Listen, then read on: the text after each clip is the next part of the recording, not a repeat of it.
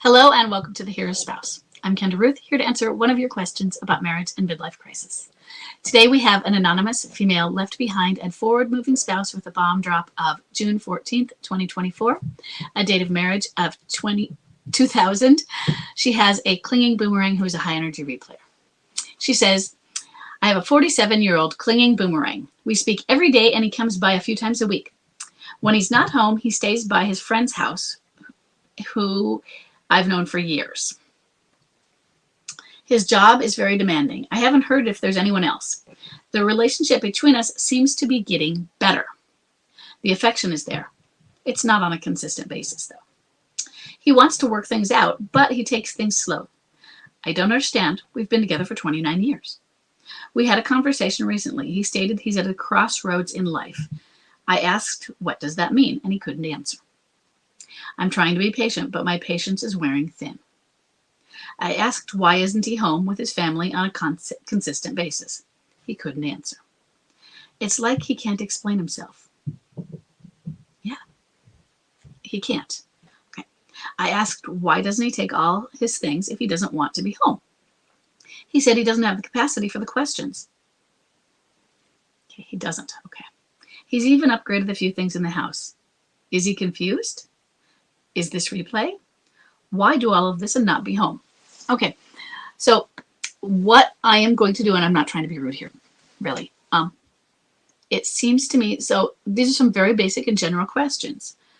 Some of them, so yes, this is escape and avoid, and he is a high energy replayer. Your bomb drop was recent. Escape and avoid pretty much usually starts with bomb drop, and it goes for minimum of 18 months. These are generalizations, okay? And it can last for years, but it goes for the next 18 months at least, okay? So yes, this is replay. Everything you're describing on his end is normal. Questions are normal, but it seems to me like I don't know that you've read anything about MLC, because MLC is confusion. So yes, he's confused. We all know they're confused, okay? So we're going to get that they are having an identity crisis. Now, the next thing is questions are dangerous. Do not ask them. Would you like me to get you some dinner? Maybe innocuous, maybe. But questions, especially why questions, do not ask them. They can feel like they're being accused. He has told you he doesn't have the capacity for the questions. So what you're doing is you're putting pressure on him, which makes somebody more resistant, which makes them want to run away more, because she's just going to pepper me with questions. And it sounds like you are pestering, because you said, I asked. Why doesn't he take all those things? MLCers don't. We don't always have a why. And I mean an answer to that why. Maybe because they don't have a place for them to go. Maybe because they're undecided. Maybe because, well, I'll be back someday. Why should I take them? Maybe there's not enough room at the friend's house. Maybe I don't have a real place, and it's convenient to leave my stuff here. I feel like they're safe there. You'll take care of them. Why should I take my stuff? I don't want my stuff. Too many answers, okay? Why do all of this not be home? Because he's in a midlife crisis, and he is at a crossroads. He gave you the answer. He's at a crossroads. He doesn't know what he wants. He's confused. He is trying to figure out who he is in this life right now. And when you ask why, well, why can't you do that while being at home? It's because you're pressuring him. It's because being at home is part of the questioning. And so if he's at home, he's not out there discovering who he is. So go enroll, if you have not already, in Understanding Midlife Crisis. If you have already, start listening to it. Okay, because that's the key, is I need you to understand what it is you're dealing with right now. And you're not understanding some of those basic things. Is you, given what's going on here, are putting pressure on him because you're describing typical things. And yet you're asking, but why? And we're all asking those whys. Yeah, sometimes with clinging boomerang, things do seem to get better, and then they don't, and then they do, because that's mixed messages, isn't it? And we get confused, and then we cycle with them. He can't answer. He said that he's a crossroad, and you asked what that means.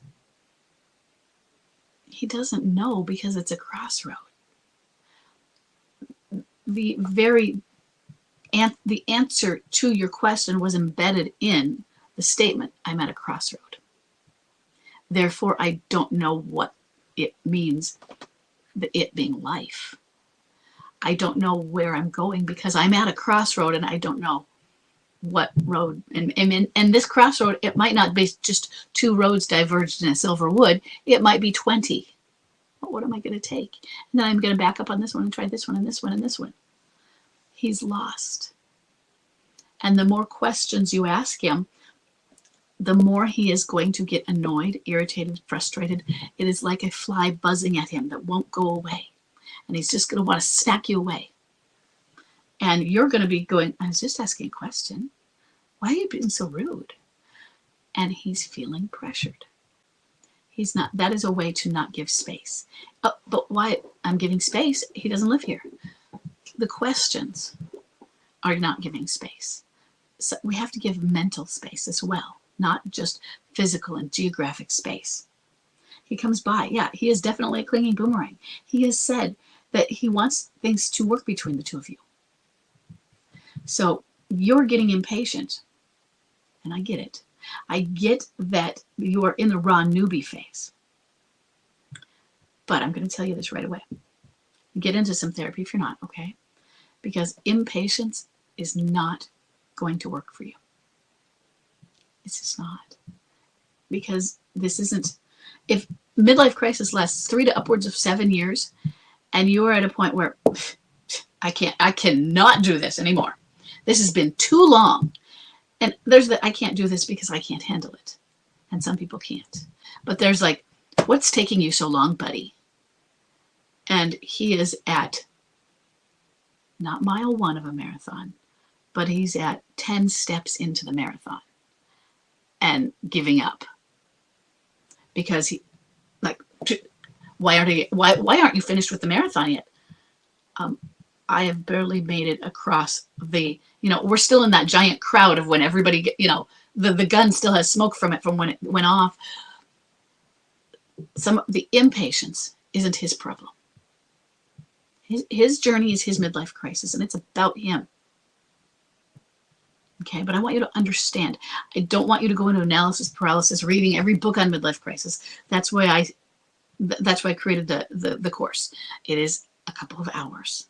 It's just meant to give you some basic information so you can say, okay, I get some of the basic things, what's going on now. And now I'm better able to focus on myself because I have some answers rather than I don't know. And by answer, I don't know means you go to a professional or somebody who should know something. And the answer is, I don't know. Or you shouldn't be asking that yet. Okay. Well, these are the answers. The understanding midlife crisis is meant to answer the questions. And if I don't know an answer, then I don't know is an acceptable answer. What's not acceptable is you shouldn't be asking that yet, or you should just get rid of that person or that sort of thing. But you have to get yourself healed. Patience is a skill to learn. Okay. Because it's not going to do you any good right now being impatient, because it sounds to me it's your own anxiety. And that is putting pressure on him, trying to rush him. And he can't rush the crisis. But what does happen is it backfires. A couple things will happen. And you'll think it worked. Given that he's a clinging boomerang and he said he does want it to work, it will end up what I would refer to as yanking him out of the tunnel. And he'll come home. Yay! But when they do that prematurely, and 2 years can be premature. Okay? Remember, midlife crisis is 3 to upwards of 7. They go back in. And when they go back in, it's for a much worse crisis. And when I say they go back in, I don't mean they go back in tomorrow. That's the same arc of this crisis, or in a month. When they come home, they're still in crisis. But things seem to get better. They go to, especially if you don't go to counseling, which is really common. It's 10 years later. New crisis. We call that, two separate things. So you have this 10-year period where maybe things are great. Maybe they aren't great. Maybe they just feel better. Maybe they feel functional. And then it happens again in 10 years or so. And it is often a worse crisis. This is a severe identity crisis. And so you want to deal with this now rather than let's put it off to the future and let's deal with it. I mean, if he's 80, sure, put it off 10 years. I mean, is he going to make it to 90? And by the time he's 90, he's, I don't have the energy to do that. Maybe. But he's 47. He's going to still have the energy at 57 probably. Okay?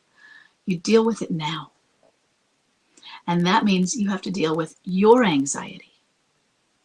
Some of the anxiety is just information. Get the knowledge. Some of it is, I'm not good with, I've already had anxiety and I don't know how to deal with my anxiety in other reasons. I mean, I have a husband who has an anxiety disorder. It's not because of external factors in life necessarily. He has an anxiety disorder that's always in the background or the foreground. So, you need to get some therapy. I recommend it for us anyway in this, but I want you helping. And so learning that patience, practicing the mindfulness, things that can help you become calm. Because you said your patience is wearing thin. It sounds like it didn't have a lot of patience to start with. If you got in only, what are we in, 3 to 4 months in? Which is, it's just like it's not. People might go, oh, wow, you've been so patient. Until you realize that standards have to do this for 3 to upwards of 7 years. And at 3 years, you are 36 months in. It's a big difference, okay? So if you, below the video should be the description with the link to Understanding Midlife Crisis if you haven't already. If you've enrolled and you need help accessing, just let me know, okay? And I hope this is helpful. I will see everybody in the next question.